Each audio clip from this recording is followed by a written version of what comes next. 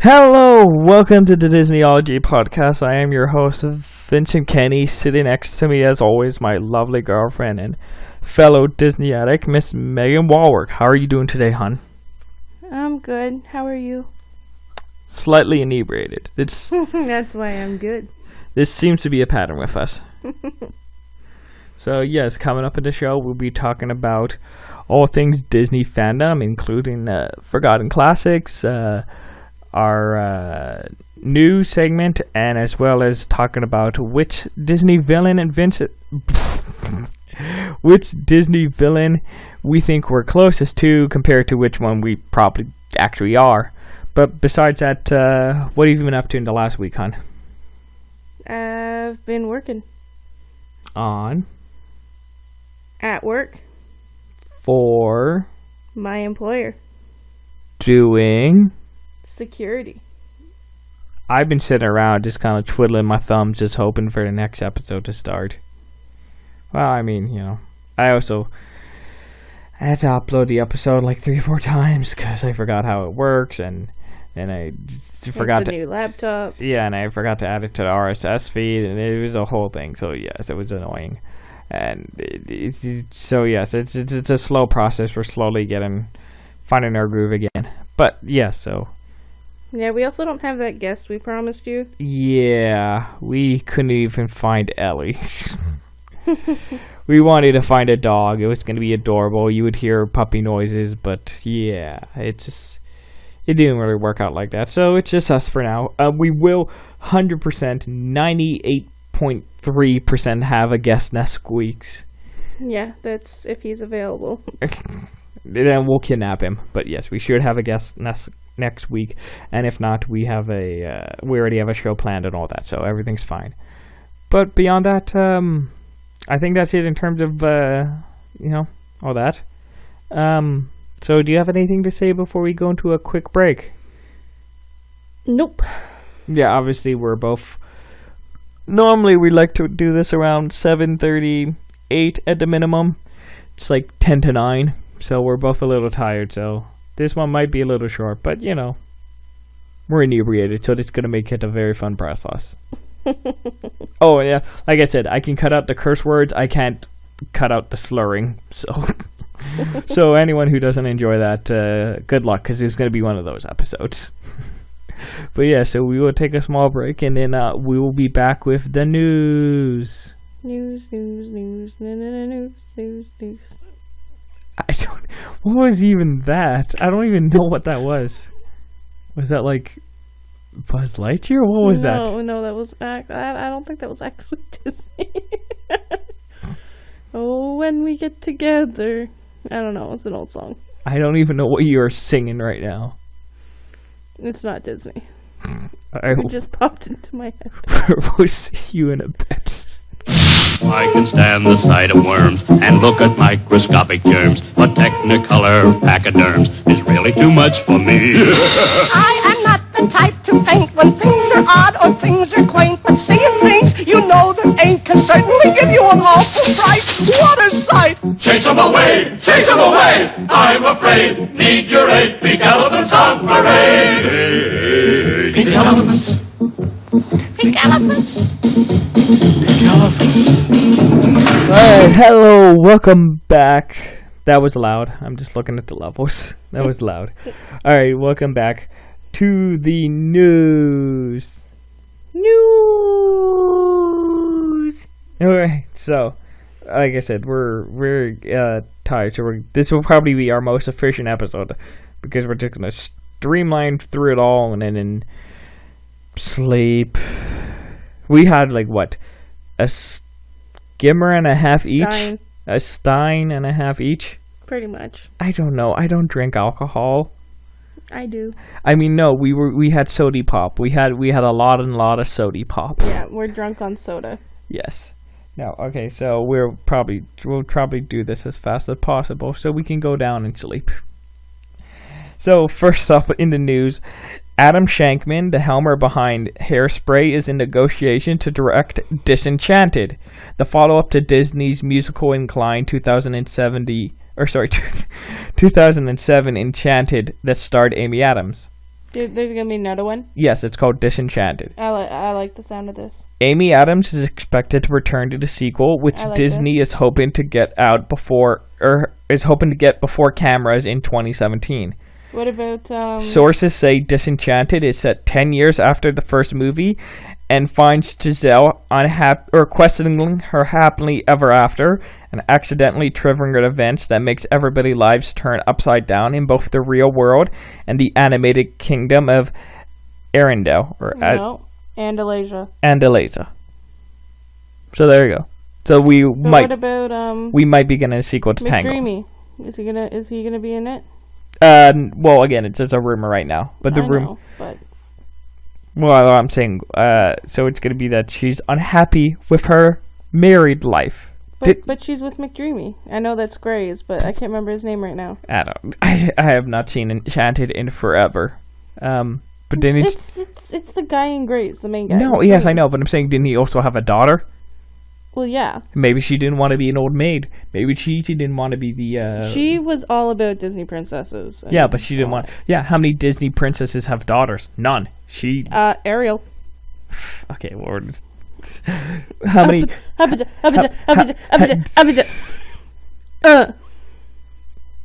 You know, the whole reason we're doing this one mic thing is because last time it echoed. So, anytime you do that, I can't cut it out. I don't care. Because we're on one track. I don't care. But yes, so how do you feel about getting a sequel to not only to Enchanted, but to the fact that it might be that Giselle's unhappy with her life? Well, I'm excited that we're getting anything like a sequel to Enchanted because we even talked about that movie tonight at dinner. Like, it's a good movie. And then I'm kind of upset that she'd be unhappy with her life because it seemed like such a perfect ending. So next up, Teen Beach Movie and Austin and Ally star Rosh Lynch is set to play Jeffrey Dahmer in the independent film My Friend Jeffrey Dahmer. And now we have our first look at what he's going to look like in the movie. So, there, what do you think? So on the... Oh my god. I think he's pretty similar. That's creepy. Yes. So like how they look really similar. Yes. Based on the acclaimed graphic novel by Nerf Backderf. Is that really Nerf Backderf? With Nerf Backderf. Yep. Yeah. Who grew up with Dahmer in Idaho. My friend Dahmer offers a sympathetic look at the serial killer, who was just a shy, awkward teenager back in the day. Oh my god. Dahmer was in fact a serial killer who preyed upon young gay men and often cannibalized his victims. His friends, parents, teachers ignored his descent into alcoholism. Thank you, and madness as a young man. So yes. I'm sorry, but no, you cannot take a sympathetic look on a serial killer. But yeah, that's like going and taking a look at like Paul Bernardo and Carla Homolka and being like, oh well, I mean, she was infatuated by his looks, so she didn't know what she was. No, she knew what she was doing. No, but yeah. So how do you feel about? First off, again, another Disney thing that often happens, where once these people leave Disney, they choose to do really messed up stuff.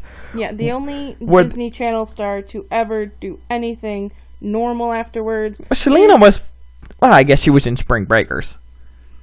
Well, no, I meant like the only Disney Channel star to ever be normal after their Disney Channel show is Hilary Duff. But that's what I'm saying. Like, Selena is kind of normal, but she still did Spring Breakers, so. Yes. So the only person to ever do anything normal outside of their Disney Channel show was Lizzie McGuire. Yes, Hilary Duff. But yeah, so I think it's fine. Like I said, he was not a horrible actor on Austin and Ally and Teen Beach Movie, so, I would definitely watch it if it was on Netflix or whatever, if I was really bored. What, Teen Beach Movie? No, I would never watch that. But I meant like the Jeffrey Dahmer movie that he's going to be starring in. Yes. I'd probably watch it at some point just to be like, oh, he's the Disney kid. Mm-hmm. But yeah, like I just find it interesting that like, especially like Miley Cyrus is the worst case. Oh my god. But yes, a lot of these people when they leave Disney, they go, okay, I have been on Disney for 3-4 years, which to them seems forever. But they're like, I've been this Disney star for 3-4 years, so I have to do something totally opposite. I have to do like a lot of drugs or a lot of like sex stuff to prove that I'm not a child anymore, that I'm not this Disney star. So I do find it funny that even him, is trying to do this super serious role right off the bat. Yeah, well... That being said, do you know what Ali's doing? No, I have no idea. Do you? No, not at all. I'm just curious because I know... Like I said, I just find it funny that they always try and like prove right off the bat how mature and how serious they are. Yeah, well... Good luck with that. Disney XD has announced Ultimate Spider-Man will conclude in January 2017 with a 2-part series finale titled Graduation Day. Disney XD will launch a new series titled Marvel Spider-Man in 2017. Graduation Day will see Spider-Man stop Dr. Octopus and the Sinister Six from destroying all of the New York heroes in New York City. The series has reached 5 million total viewers across the U.S. and has generated close to 4 million consumer engagement. And yet the cast includes Drake Bell, O.G. Banks, Logan Miller. Who's Logan Miller? I feel like I've heard that name before. I've heard the name too. I just can't remember what he's been in. Greg Klipes, Matt Lautner, Steve Weber, D. Patrick Blaker, Tara Strong, Stan Lee, and Mark Hamill. So, yes. Drake Bell. Yes, Drake Bell is Spider-Man. But yeah. Spider-Man. Well, we don't know about the new show, but yes, he is in this current one, and it's Drake Bell.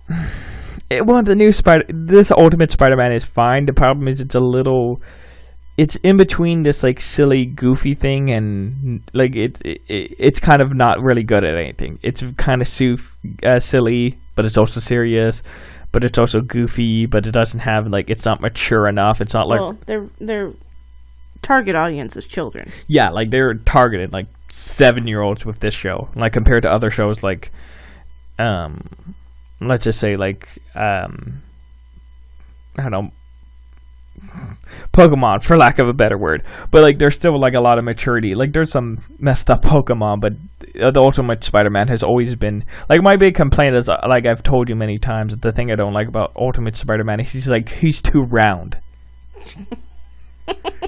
Yes, no, like not in a fat way. Like it's like a lot of mature adult stuff uses these sharp angles, and you're laughing at that because I propositioned you with a quarter.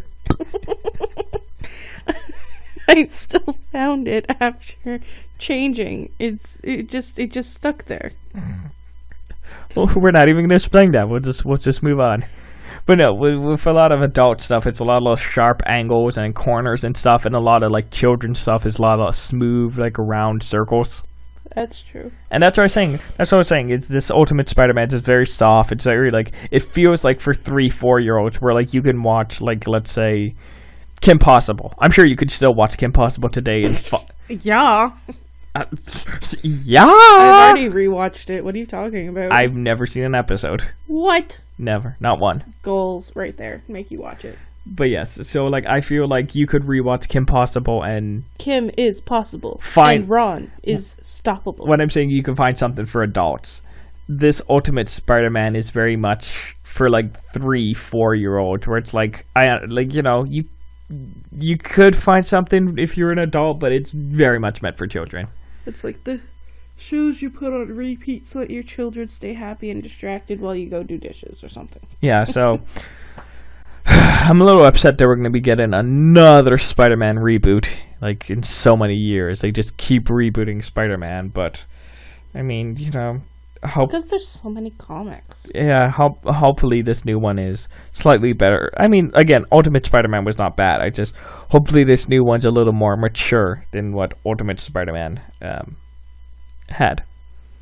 And so you want their target audience to be a little higher than, 4-year-olds still sucking on their thumbs? Yeah, like 12-year-olds. Okay. Who are sucking on other things.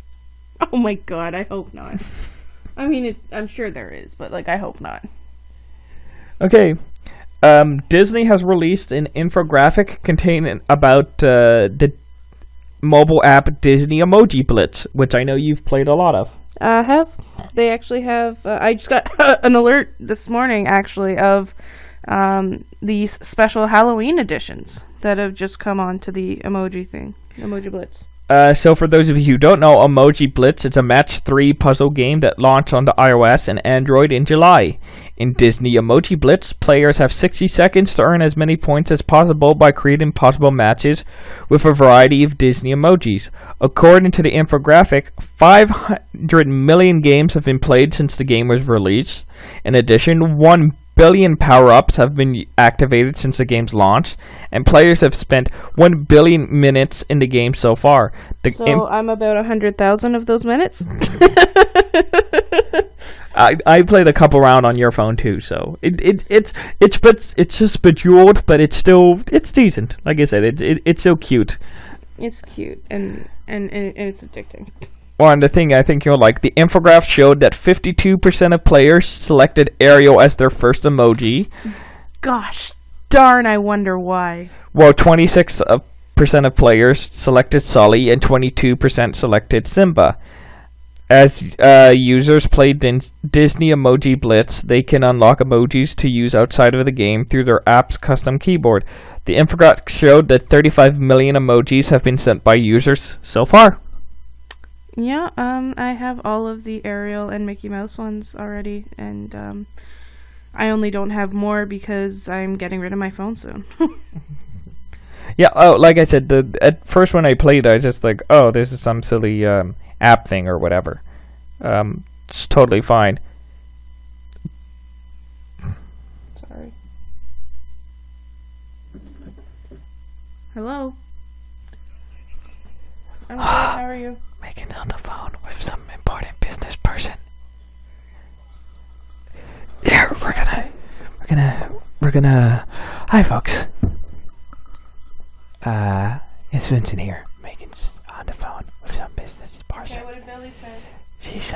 I've moved the microphone away, so we can't hear it. But I'm gonna dictate to you what she's saying.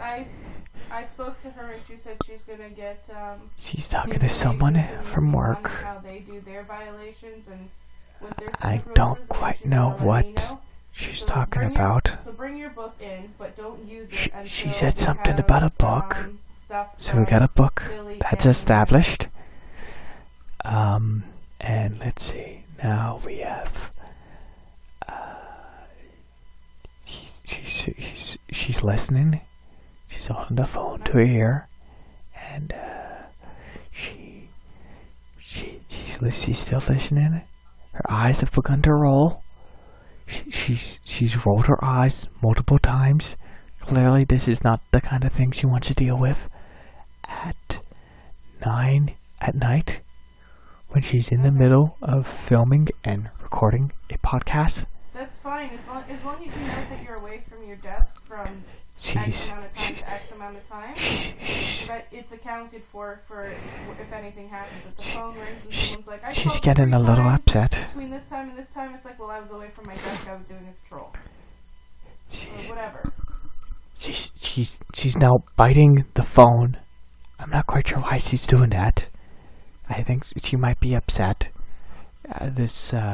Roberto. Yeah. Or Robert, yeah. In your layman tongue, seems to be causing her some kind of problem.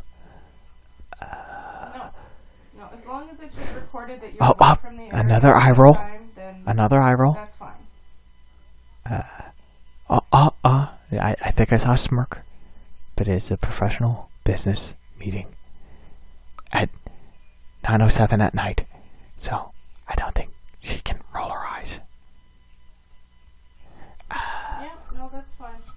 She's still on the phone. She's still talking. And Yeah, don't do anything about it tonight until we know what Andrea and Billy want to do about it. tonight, the problem's not going to be solved tonight, folks. We might have to come back to this in the coming weeks and months and years. Okay, just put it in one of the drawers, and then Megan reporting on this. As soon as Andrea and Billy talk about it. Oh no, there's a Billy.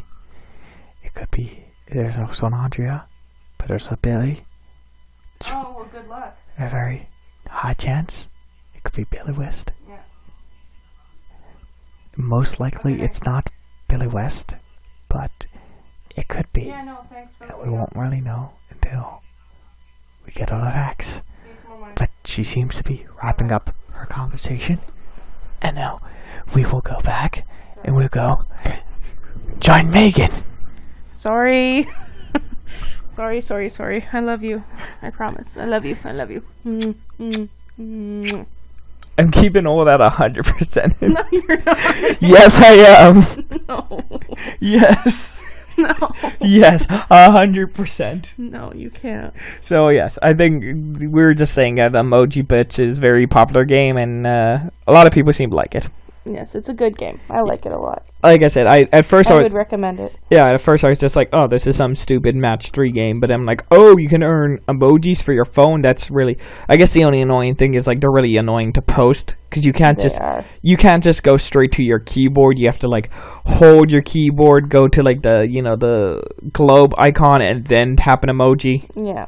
So like, and only like the emoji you have to be like connected to internet in order to send it. Yeah, so I wish it was a little easier to use the emojis, and but like I tried sending you some and your phone wouldn't accept it. Yeah, so you have to have the game downloaded as well. Yeah. Or something, I don't know. Yeah, it's alright. Well, moving on. If you've watched a Disney film lately, you're probably familiar with the little clip that plays before the movie even starts, featuring Mickey Mouse whistling while he operates a steamboat. You probably even hear that little tune while whistling in your head right now. The origin of that clip comes from the first Mickey Mouse cartoon, which was called Steamboat Willie. Now, the script for the once considered long-lost first draft of that iconic cartoon will go to the highest-paying Disney fan at an auction in late October. The Steamboat Willie script is being offered by SR Labs in a phone auction October 24th. The minimum bid is $300,000. Steamboat Willie is... How do I get $300,000? Steamboat Willie is not just famous for introducing Disney's character of Mickey Mouse, it was also the first cartoon to have sound. SR Labs did not come by this draft easily. While the second draft has been the property of Disney for a long time, the first draft has been missing for decades. It was gone almost 20 years, and it was thought to be destroyed, said Ron Stark, director of SR Laboratories Animation Art Conservation Center. The cartoon also gave Disney Studios a new iconic character after the studio lost its rights to Oswald the Lucky Rabbit. The script is copyrighted May 19th, 1928 by Walt Disney Studios and listed by Ub Iwerk and Walt Disney as co-authors of the cover. Other pages in the script have sketches of both Mickey and the steamboat. It's also saying that it has a notarized statement of authenticity, who worked for Disney's Sons for many years, and he's so yada yada. Baby, give me $300,000, please. Yes, but there. So. And then, like the rest of the world, don't bid. But yeah, Thanks. so I just kind of blows my mind for just stuff like that. Like that's cartoons close to 100 years old, and they just lose it, and then they're just like, oh hey, we found it again. And like there was this one movie, the Princess and the Cobbler, or the Cobbler and the Princess, where literally parts of the movie were thrown away, right? Mm-hmm. And people found these animation cells in this like one guy's trash can, and they dug it out of the trash and like cleaned it up, and then they like used that to continue the animation. Wow. So it just blows my mind to the fact that they have that they found this long thought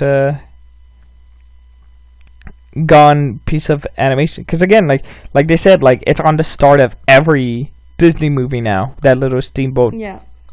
Here, whistle it. I know you know it. How does every Disney movie start?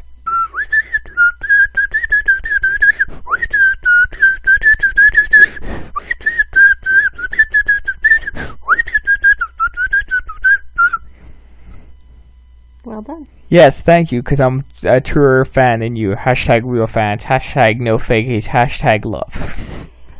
Hashtag butts. You hashtag butts on everything. Yes, because hashtags are silly and nonsense. Yes, they are.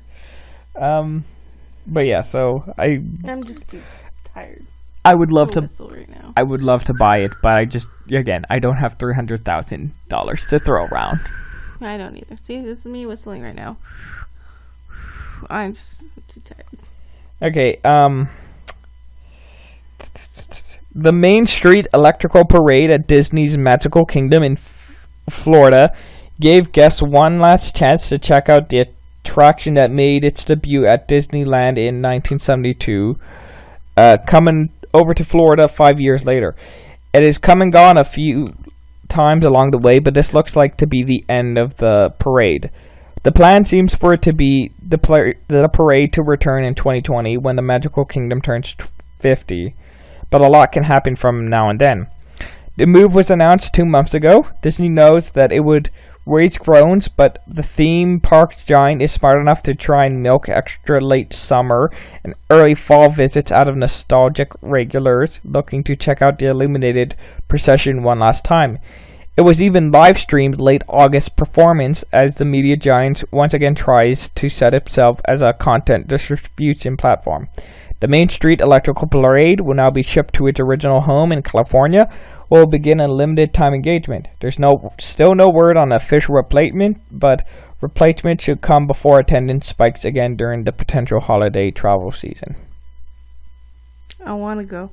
Well, first off, do you know about the Main Street Electrical Parade? The Main Street? Yes. I remember when we went to MGM Studios, we saw a parade. So what it is basically it's an entire parade at 9 o'clock at night, and all the parades have neon strips and lights and everything's glow in the dark and all stuff like that. That sounds familiar. I mean, it was 7th grade when I went. Yeah, and there's a Toy Story float, and so Buzz's suit glows and Tinkerbell glows and all that. So okay, yeah, no, that sounds familiar. Yeah, so they've removed it from the Florida one. What? Yes, that was. Yeah, so they canceled it from the Florida one. Boo. They're gonna ship it briefly to the California one, and then after that, they're just gonna cancel it for the time being. Boo. Well, again, it's a lot of lights and electricity to run. But it's worth it. But then they can get new attractions. Only if they're better. Well, what's better than a light show? Not much. So they better come up with something better. Yeah, this article comes from The Fool, and they go more into talking about how just the different stuff, how Disney's basically closing out MGM Studios right now. Wait, because they're gonna add Toy Story Land and Star Wars Land. I thought there was already Star Wars stuff in MGM Studios.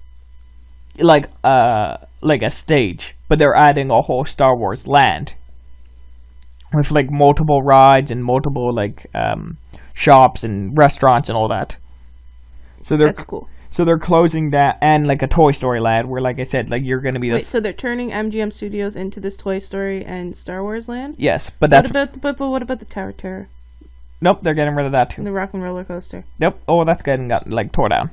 Why? Because that's the only Disney experience I have right now in my life. Yeah, and that's why they were getting rid of it to make room for this stuff. So that's what we're saying. In 3-4 years, why can't they just build it somewhere that it doesn't already exist, and then they can keep MGM Studios, and then like these Toy Story Land and this Star Wars Land, and we can have all three. Because then they would have to buy even more land. That's fine. They can just keep growing. Yes, I'm perfectly fine with it. It sucks, but like I said, they're expanding. So it sucks, but I've made. I met Kim Possible in MGM Studios. Okay. Oh, muffin. I love MGM Studios. Right. So I apologize. That's where I got my little Tinkerbell things that like glow in the dark when you press the button and they spin. So Are we still on the news? Yes. There is like 12 news stories this week. Jesus Christ. Well, yes, it's a very, very busy news week. And here you said we were gonna like not take that much time. Well, we're almost there. I just want to say real quick, we wanted to offer a formal... Oh, yes, Hurricane Matthew, that was terrible. Yes, I wanted to offer a formal condolences to anyone who was affected by Hurricane Matthew, and just quickly say that Walt Disney World actually did have to shut down on Friday. For the fourth time in its entire history. Yes, its 45-year history. It's reopened, but cruise ships continue to cancel and alter Caribbean itineraries in the wake of Hurricane Matthew.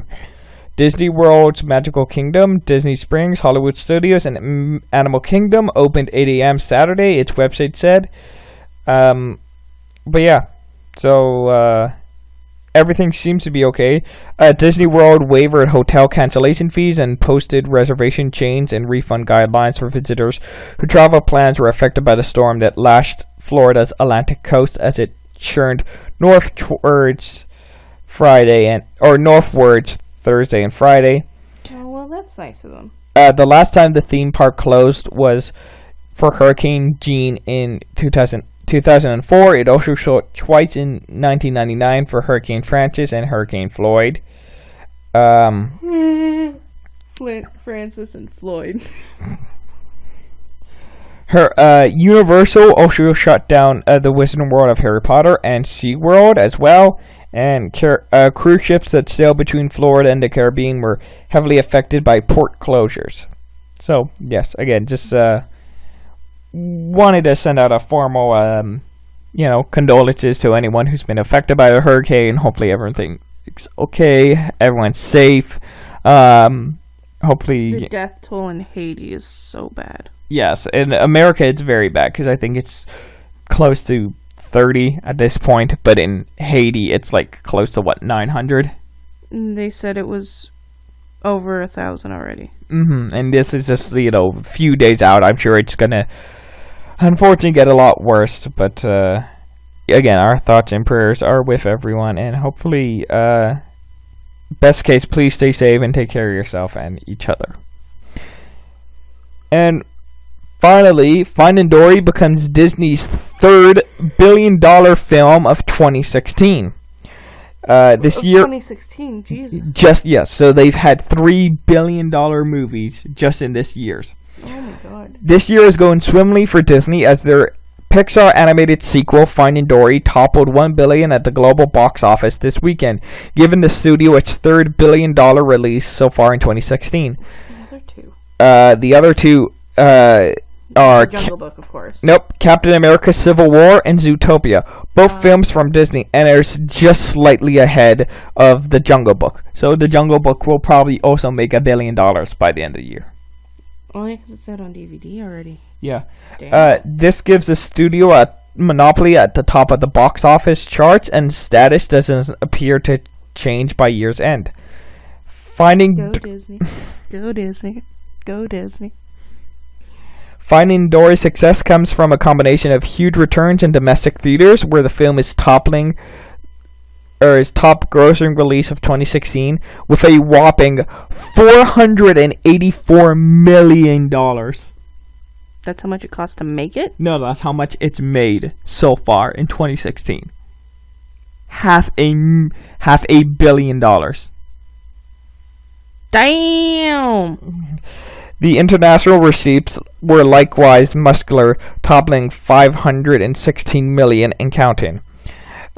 With the potential to add another $20 to $30 million to the foreign coffers By the end of its run, Finding Dory seems on pace to squeeze past Zootopia and secure the number 2 spot on the yearly chart and could potentially pass the original Jurassic Park to take the 21st spot on the all-time box office list. That would make it the 4th highest grossing animated movie of all time behind Frozen, Toy Story 3, and Minions. Ew, Minions. So yes, Minions is the 3rd grossest highest animated film of all time. I mean, like, it was a cute movie, but, like, seriously? Dumb children love Minions. I'm not surprised by that at all. Well, I know.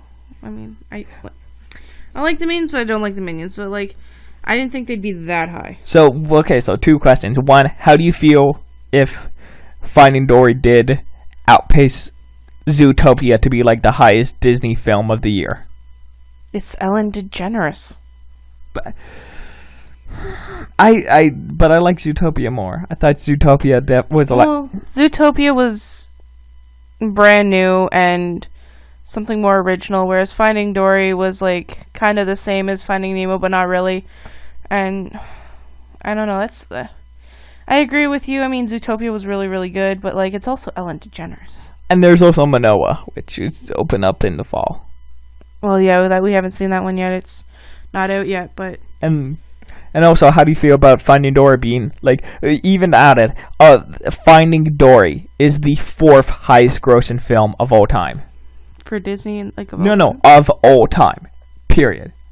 I mean, like, there's better movies. It's a good movie. But like I said, in terms of the top grossing, it's Frozen, then Toy Story 3, and then Minions. I mean, it's a good movie. Don't get me wrong. And I love Ellen DeGeneres, obviously. But I mean, there's a lot of movies out there. Like, a lot. Like, a lot. I didn't think it would be that close to number one. I can't believe Minions is that close to number one. Again, children love dumb Minions. But yeah, so that will do it for the news.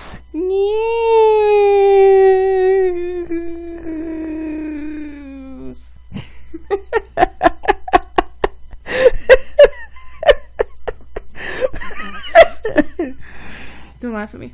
Okay. I'm wonderful. Well, then that will bring us to the forgotten classic of the week. It's your turn. Yes, because you did host last week.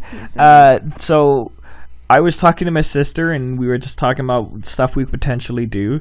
And I have to admit, I have seen probably close to 10 minutes of this show, so I cannot vouch for if it's good or not. But I like the idea because this is how stupid it was. I'm going to suggest the forgotten classic because it's really forgotten because nobody talks about it because it was really dumb. The TV show Two Kings. Oh my god!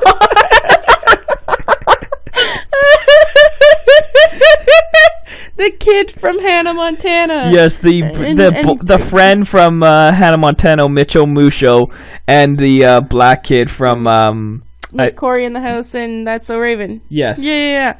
Oh my god. Yes, where they were twin brothers of this paternal twin brothers of this like Hawaiian culture where they basically went back to the island is like the size of your kneecap. Yes, where they went back to the homeland and they became basically princes of this island, and there's this like hot chick who is training them to become the kings of the island. And yeah, like, they fight over the hot chick, and like there's like these weird bugs that like if they sting you, you basically die. Like, it's weird. I saw maybe, like I said, literally I've seen 10 minutes of the show, but I'm like, that is the dumbest / greatest idea for the show ever. Yes, I can sadly admit that I actually continuously watched it for a while. So what was the show actually about? Was it just them like goofing around, or like? Well, yeah, no, they were goofing around, but basically these two guys are in high school, and of course they're losers because no real winner popular kid gets saved, and they were in gym class of all places, and these guys in like suits came and basically told them that they were princes and had to come back to the island to rule the island or whatever. And they just get into a whole bunch of mischief, and like they're trying to train this hot chick's trying to train them in like defense against. What I say? Sorry, What I say about the swearing? I'm sorry. Defense against the dark arts. No, not the dark arts. These people that are trying to take over the island. That's what I love about the show. Was like at least Hannah Montana and Lizzie. Like all their other Disney shows had been like about high school kind of teenage kids. This was like so out there and just so weird and strange. They do the most stupid things too. Like what? I don't know. They were out in the forest on a training day, and then like a giant bird kidnaps both of them up in this giant nest. And there's this one kid that like wants the crown, and he talks to his fish. Like his fish talks to him, and like he tries to do everything he can to make the kings fail so that he can become king. And he like put some kind of scent on them or something for this bird to catch them, but then the scent was on him, so they caught him too. And they're like all up in this bird nest, and they're all afraid of heights, and they can't get down. It's really weird. I'm so glad you know much more about the show, because I'm just like, yeah, that was a weird show. I saw like an episode every now and again, but yeah, I'm glad you know so much more, because I literally know nothing about the show. I just thought it was a really weird premise. It definitely was a weird premise. Like I said, I kind of want to see Disney do more weird stuff like that, where it's just like, hey, here's a show about like a guy and he is best friends with a horse, and just don't. Maximus. Yes, Maximus. Oh, don't even get me started on the. We'll probably do something about the new Frozen Tangled show, but yes. Yeah, how does she have her hair back? I don't know. Yes, because it takes place between the movie and the short film. So. But. Okay, the movie ended with him cutting her hair off, and then the short film is of them getting married. So in between that, she still had her short brown hair. Where did her long, blonde, glowing hair when she sings hair come from? I'm sure that's what the show is going to explain. But I know, it's weird. Yes, it is weird. But yes, so this week, if you need something to do, please go check out Two Kings. Because it just sounds redonkulous. It is redonkulous. But yes, we will take a small break, and we will be back with the exciting topic of trying to pin each other on which one is the better villain. We'll see you in a bit. Bum-ba-da-da.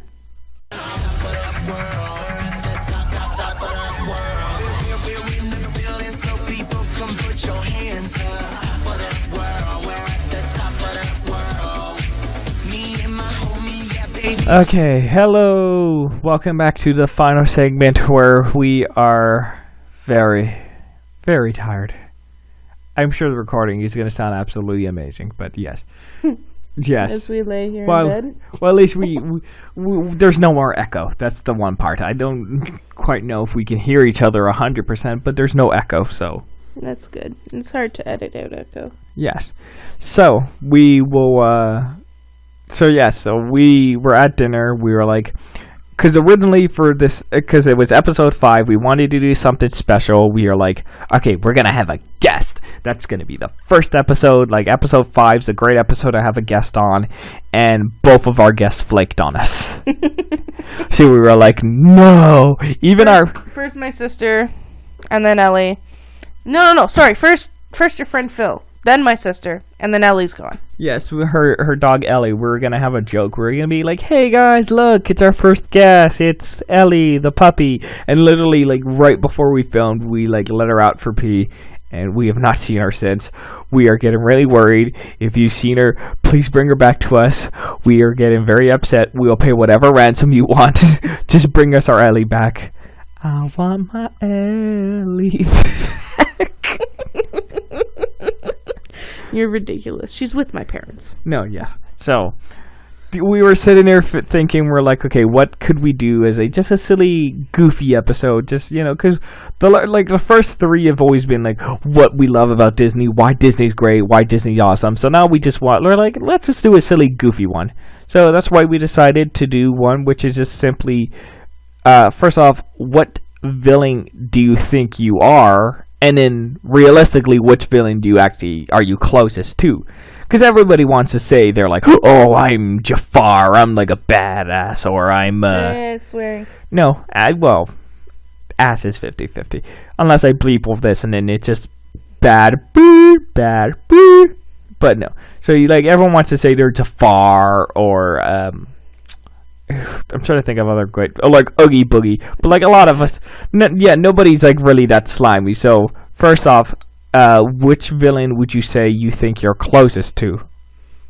Which one do I think I am? Yes. In terms of personality and motives and all that, which one would you say you're closely related to? Ursula. And why do you say Ursula? When I'm angry. Because you get upset when you don't get invited to parties, and you take it out on young teenage girls. No.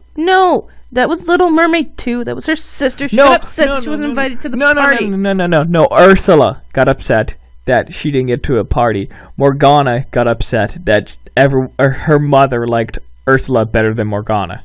Well, yes, but Morgana was upset that she wasn't invited to, the whole party of, the first child of sea and land visiting, everybody, the mermaids and the people, and she's born and she's being christened, she's Melody, and then Morgana comes and takes the baby. It was like, oh, you didn't invite me to the party. No, Ursula was upset because it's rumored that Triton and Ursula were siblings or cousins or whatever, and that Triton got to be the king of the sea and she turned into a witch because of it, and blah blah blah blah blah. But the reason why I say I'm like Ursula is because she is sassy when she's angry. She knows how to use body language. Oh my god. She befriends her enemy, which I do that sometimes. I play nice to their face, but I excuse me. I don't know, people that I don't like or whatever, I'll still be nice to them in person and then talk behind about them to my friends or something. Which she does that to Flossom and Jetsam. She's talking about this poor unfortunate soul, and then it's sad, but true. Yeah, so I think I'm more like Ursula. If you want to pay the price, then you should have looked at Vice. You poor unfortunate soul, in pain. But yes. All right, and then see, I'm trying to think. Realistically, I guess I would probably be bowler hat guy from Meet the Robinsons because he's super obsessed and he gets distracted by what his actual problems are and he just blames everybody else for them. You don't blame other people for your problems. You're literally the opposite. You're oh, these are my problems and I'm going to deal with them and nobody else can help me with them. Well, that's what I was going to say. So realistically, who do you think I am actually closest to? Probably Scar, because I'm very dramatic and I kind of. You are. Oh my god. And you're exactly like Scar. And I talk You're so dramatic. You talk nonsense, but fancy. Exactly. Yes. Yes, and I'm always I'm surrounded by idiots. Yes, you do. You literally today about your brother. Literally. Well, I mean, yeah, I think the answer is pretty apt. I don't really you're not Mother May I or whatever it is from Tangled, and you're not I'm not Hades. I'm not spiteful and. Yeah, I'm not Maleficent. I'm not spiteful that way either. Yeah, Hades is he's that cool guy who loses his temper every now and again, and I'm not a cool kid. No, and you're not Pete, because Pete's just evil and scheming and all that. Yeah. But yeah, so real quick, I guess this is a side tangent. Who do you think has the best personality, just in terms of all the villains? The best personality? So who would be easiest to get along with if you were in a room with them? Probably Ursula again. You just really like the Little Mermaid, don't you? I do, but I'm thinking about it, and I think she'd be the easiest to get along with. She She's talkative. She has body language. Yeah. Damn. You're disgusting. You're ridiculous. Does she or does she not say those words? She does. So I'm right. She has body language. Damn. She doesn't say damn. Darn. She doesn't say darn. She just says... Shoot. No, she doesn't say that. Spit. No. Bull patootie. No, she just says you have the use of body language. I wanted to go around with a giant BS on my suit, but clearly I couldn't do that because obviously it's from The Incredibles. I know. But yes, so yeah, like I said, that was. Well, he's a villain. Who? From The Incredibles. But he's like an obsessive like fanboy, and like he gets so like bitter. He is, but he'd be good to talk. Like he'd be easy to talk to. No, but like he's like really like he would always be wanting to talk about Mr. Incredible and like how Fair Mr. Incredible didn't love him and like how he like could have helped and all that. And it's just like, yeah, shut up, kid. Honestly, like in terms of like Scar and Ursula would probably be best because they don't necessarily. Well, I mean, they both want to take over everything, but they're also just like, I just want to be in charge. After that, everything can go back to normal. I just want to be in charge. I'm like, compared to other people who want to destroy the world. Yeah, like Maleficent put a curse on a child. Mm-hmm. But yes, so. And Hook wants to kill Pan. Well, only because he lost his hand and he's a little upset. I think there's more to the story. But yes, so I apologize if this is a short one. Like we're trying to get back into the swing of things. We promise next week will be much better. Hopefully. I'm cold and inebriated, and I need to go to bed. Yes, so we will be back next week with hopefully our first guest. Even if we have to kidnap him, we will 90% sure have a guest. Yes. Hopefully. But yes. So, real quick, Disneyology on all the various sites, all the other places. Yes, we're on Facebooks, the Twitters. Yes, we're on Facebook. Tubes. We're on Facebook. We're on YouTube. We're on the Tubes. Soundcloud. We're on iTunes. Oh, so many places. But yes, so before we go, do you have anything else you want to leave a note on, hon? No, not really. I mean, just go Disney and... Yeah. Like I said, it's a simple... Like I said, after the last few weeks of just like solid, serious episodes, we're just like, yeah, we're definitely planning to do a lot more of these silly, goofy episodes in the future. So, yes, for now, I've been Vincent Kenny, and she's been Megan Walwork. And also, for those of you who have not caught on at this point, we usually do a little game at the end of these episodes.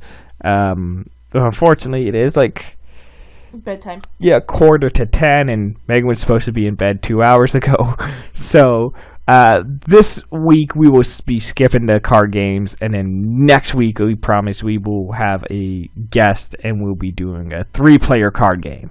Ooh. So yes, we will see you then, and we still, after 5 episodes, after 5 hours of this show, we still don't have a closing, ending tagline. If you can dream it, you can do it. If you can dream it, you can do it. Do it, do it, do it, do it. You can dream it. Do it. Goodbye. Bye. Oh, yeah. Who's your dad?